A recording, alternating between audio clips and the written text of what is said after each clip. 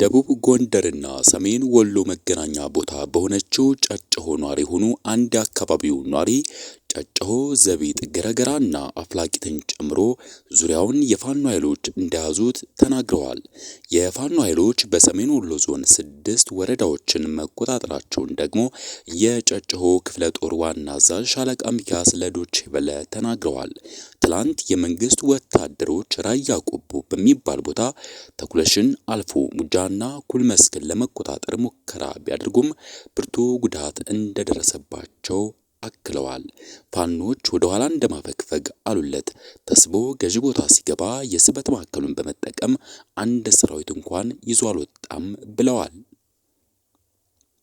የኮሙኒኬሽን ጉዳዮች አገልግሎት ሚኒስቴር የመከላከያ ሰራዊት ቃል አቀባይ ብርጋዴር ጄኔራል ጌትነት አዳነ ስለ ሁኔታው እንዲነግሩን በእጅ ስልካቸው ደውለን ብንጠይቃቸውም ከመንግስት ኮሙኒኬሽን በኩል ካልመጣ መልስ እንደማይሰጡ አሳውቀዋል።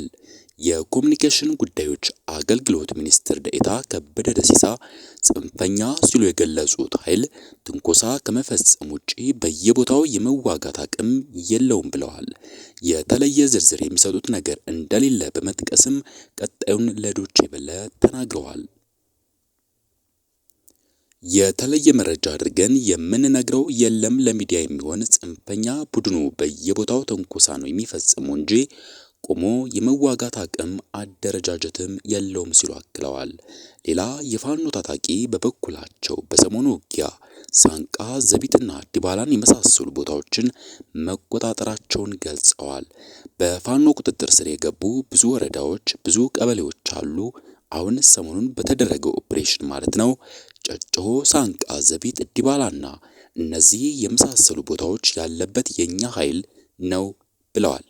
ውጊያው በአሁኑ ወቅት ሰሜን ወሎ ላስታ ብልብላ ኗሪ የሆኑ ሌላ አንድ ኗሪ ያሉበትን አካባቢ ለረጅም ጊዜ የፋኖ ኃይሎች እንደተቆጣጠሩ በመግለጥ በሰሞኑ ውጊያ በአካባቢያቸው እንዳልነበር ተናግረዋል። ያው አሁን ሰላም ነው ለዚህ 2 ቀን ያህል የሚል አስተያየት ሰጥተዋል። በዛሬው ዕለትም ሰሜን ወሎ ሳንቃ የሚባል ቦታ ትንሽ ከፍ ብሎ በቅሎ ማነቂያ በሚባል ቦታ ዛሬም ውጊያ እንደነበር ተገልጿል። ክልል ወቅታዊ ሁኔታ ለመጠየቅ የክልሉ ኮሙኒኬሽን ኃላፊ ዶክተር መንገሻ ፈንታው ጋር በተደጋጋሚ በእጅ ስልካቸው ብንደውልም ጥሪያችን ምላሽ አላገኘም። በፋኖ ታጣቂዎች የተያዙ ስለተባሉ ቦታዎችም በሰሞንኛው ውጊያ ስለተከሰቱ ጉዳዮች ዶይቼ ቬለ ከገለልተኛ ወገን ማረጋገጫም ሆነ ማስተባበያ ሊያገኝ አልቻለም። በህዝባዊ ወያነ ሓርነት ትግራይ ህወሓት ታጣቂዎችና በድርጅቱ አመራር መካከል ከፍተኛ ለመግባባት ተፈጥሮ አመጽ መቀስቀሱንና ድርጅቱ ለመበተን ተቃርበዋል ሲሉ በሶማሊያ የኢትዮጵያ አምባሳደር ሱሌማን ደደፎ የተባሉ ፖለቲከኛ ገለጹ። አምባሳደር ሱሌማን በኤክስ ገጻቸው ላይ ባሰፈሩት ጽሑፍ የትግራይ ህዝብም ሆነ የድርጅቱ ታጣቂ ኃይል በህወሓት አመራር ላይ ትዕግስትና ተስፋው ተሟጧል ብለዋል። እንደ አቶ ሱሌማን ገለጻ ለዓመታት የድርጅቱ የጀርባ አጥንት የነበረው የታጠቀው ኃይል አሁን ላይ ለአመራሩ ጀርባውን በመስጠቱ የድርጅቱ የመጨረሻ ምሽግ እየተደረመሰ ይገኛል ነው ያሉት። ህወሓትና የትግራይ ህዝብ አንድ ናቸው እያሉ ሲያጭበረብሩ ኖረዋል። አሁን ግን ከታጣቂዎቻቸው ጋር እንኳን አንድ መሆን አቅቷቸው እርቃናቸውን ቀርተዋል ያሉት አቶ ሱሌማን የተቀሰቀሰው አመጽ ተጨማሪ የህይወት መስዋዕትነት ከማስከተሉ በፊት የህወሓት አመራሮች በቁጥጥር ስር ውለው ለፈጸሙት ወንጀል ተጠያቂ መሆን አለባቸው ሲሉ በመግለጫቸው አሳስበዋል።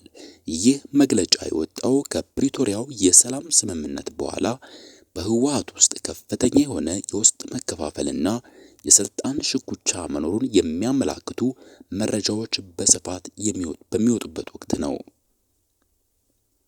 የሰላም ስምምነቱን ተከትሎ በተለይም የቀድሞ ታጣቂዎችን ትጥቅ የማስፈታት የመበተንና መልሶ የማዋሃድ ሂደት መዘግየት በታጣቂዎች ዘንድ ከፍተኛ የሆነ ቅሬታ መፍጠሩ በተለያዩ ጊዜያት ሲዘገብ ቆይቷል።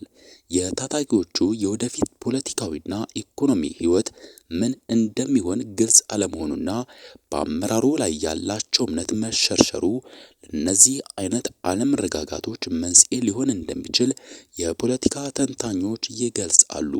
የአምባሳደር ሱሌማን መግለጫ በድርጅቱ ውስጥ ስላለው አለመረጋጋት የሚወጡ መረጃዎችን የሚያጠናክር ሲሆን፣ ይህ የውስጥ አለመረጋጋት በቀጠናው ሰላም ሂደት ላይ ሊኖረው የሚችለው ተጽዕኖ በቅርበት የሚጠበቅ ይሆናል። በቀጣይ ሌሎች